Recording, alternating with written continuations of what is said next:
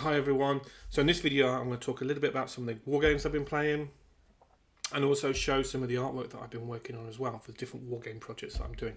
So first up in no particular order, I've been playing Beneath the Med. I just did a video review of this. I always have, or nearly always have a solitaire narrative game on the table, Queen of the Skies or Target for Today or whatever. And I've got all the games in the Hunter series. Love them all. A lot of fun. Straightforward games. Really rich in the narrative. I love reading about U-boats and submarines in World War Two. I did a video review of this. This is great. Loved it. Next up, Ghost Panzer. I watched the interview with the designer Jim. Been interviewed by Dan Pancaldi. It's a entertaining video as you'd expect from Dan. I bought this when it came out, played it a whole bunch. Then I've reviewed the other game in the series, Screaming Eagles, which I really enjoyed. So they're very straightforward games. They're very playable. They're quite light, but at the same time do feel very authentic. And a lot of fun, and I played this last night. It was good.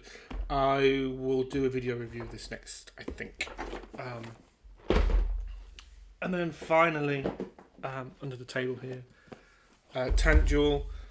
We're back in lockdown here, so this is a great game to play with my kids. This is brilliant fun, light, World War II, but quite abstract. There's no hexes, there's no map or anything like that. But a lot of fun for 4 players or more for that matter. And it's fun with 2, but it shines with 4 players. It's a lot of fun, very straightforward. Components are awesome. It's about tanks, as you all know, very close to my heart. So yeah, a lot of fun. So they're the games that I've been playing recently. I've got a few games on order, so when they come in, I'll get them onto the table. So yeah, let's have a look at some of the. I'll share some of the artwork that I've been working on now. So first up, I finished up this piece of art for the Hellcat. This is for my Until the Bitter End Tanks game that I recently finished up on Kickstarter. This is one of the stretch goals that the project achieved. So I just finished this piece. Here it is in software. This is the software that I draw in, Sketchbook. So we can sort of zoom in.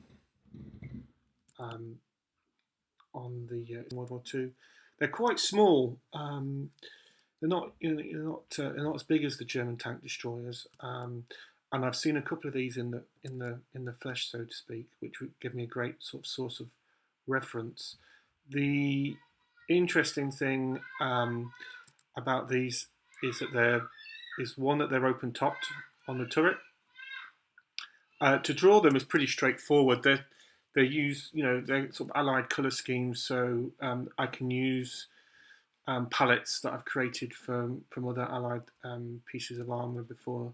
The tread on the pattern of the tread took a little bit of time to get right, I would say, as did the allied star at the front. They can always sometimes be a bit tricky to get them bright enough, but also dirty enough. But this is a lot of fun. I enjoyed this piece very much. It's also good that from a gameplay point of view, the gun packs quite a punch, and they were very much sort of a scoot and shoot type usage from all the accounts that I've read of them. So yeah, enjoyed that piece. Hope everyone likes it.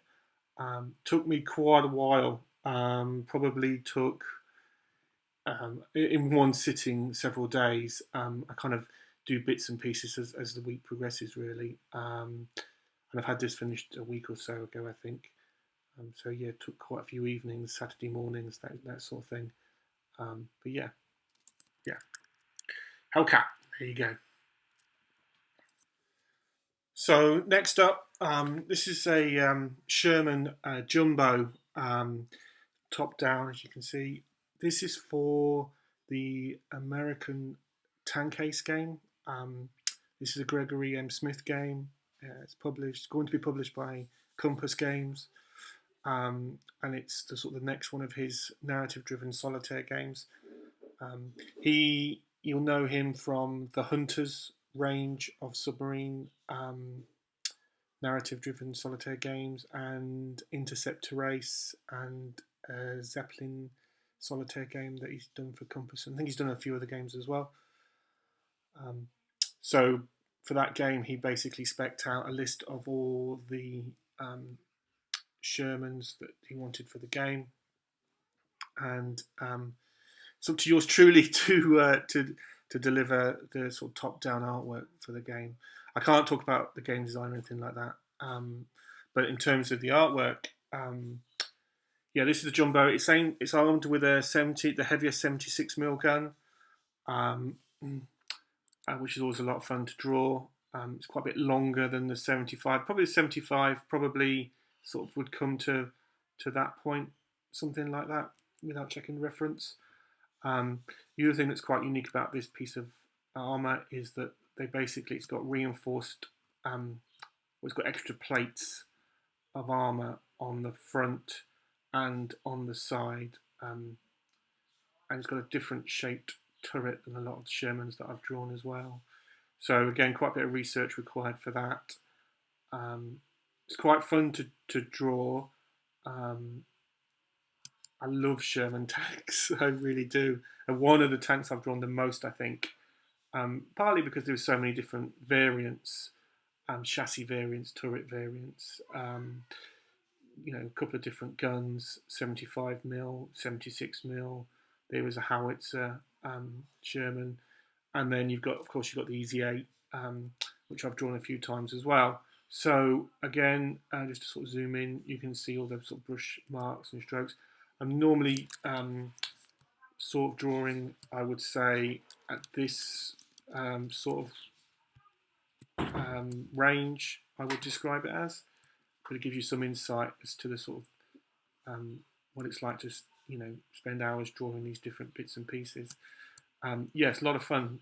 I love Shermans. Got a lot of reference on Shermans.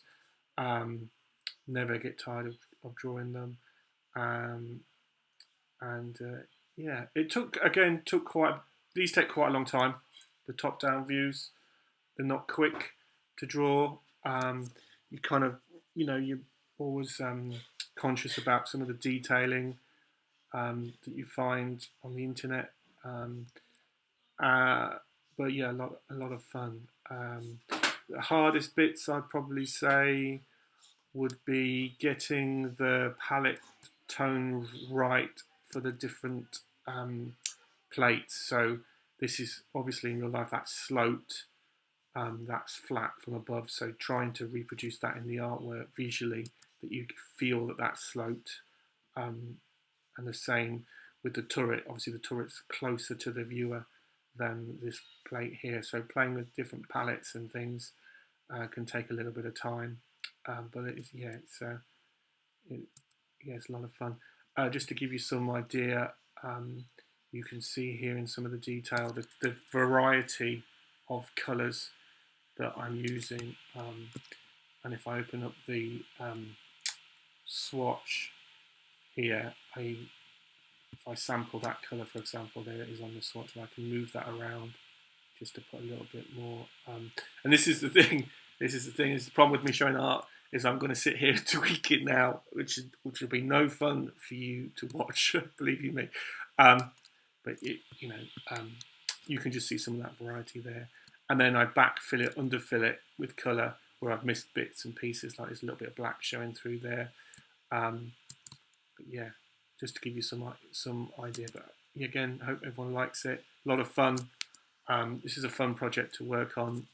The guys at Compass are great, and Greg is incredibly knowledgeable about the period of history, which is awesome to work with. Someone to work with like that, because a lot of time and a lot of time is spent in research doing these pieces, as with all my artwork. So yeah, good stuff.